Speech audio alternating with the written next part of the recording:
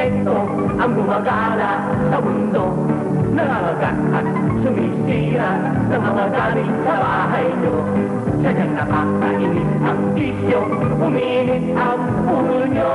At dito sa mga nagasalabas ng lunggan, ako wala nang tatalo. Mayroon isang lalaki, parang pinapan sa mukha. Sa huli ng kanyang commander na may kasiping na daga.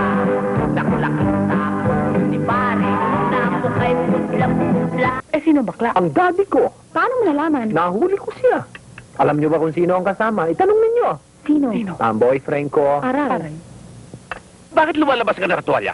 Ano gusto mangyari? Makita yung balong-balong mo nito? Eh, kasi kapapaligo ko Tama lang. na. Pasok sa kwarto at huwag kang lalabas. Kumukurok ang tiyan ko. Halika, tulog na tayo. Asan nga pala yung poses na itim? Alin? Yung ginamit ko sa'yo, nandito pa si Baluga Esther. Oo, kunin mo pati susi. Bakit? Ibibigay ko sa kadi ko. Ba't niya kailangan niyo? Hindi naman siya pulis.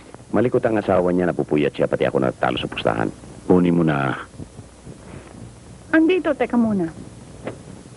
Pati susi, ha? Yung nga pala lalaki sa kabilang kwarto, bukas palayasin mo na. Hayaan ka na naman. Di ba tapos na ang usapan natin dyan? Ayan, Susi. Kulit-kulit mo. Lamunin mo. Sino ba nga mo? Ikaw. Pero ako masusunod.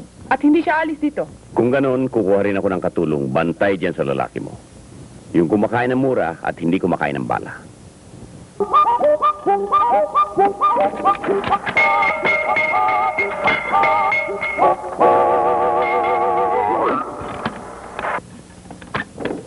Ninang? Bakit? Ano nangyari? Ewan ko. Natulog lang ako. Paggising ko, ginawa ng simbahan itong bahay natin. May kampana pa, oh. Akala ko may sunog eh.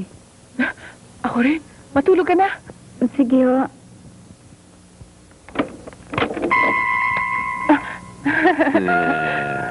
Saan ka pupunta? Tinetesting ko na yung kampana mo. Okay. Baka hindi lang asawa ko ang gusto mong repepekehin. Baka pati bang palitundol yan. Gigulo ka ba?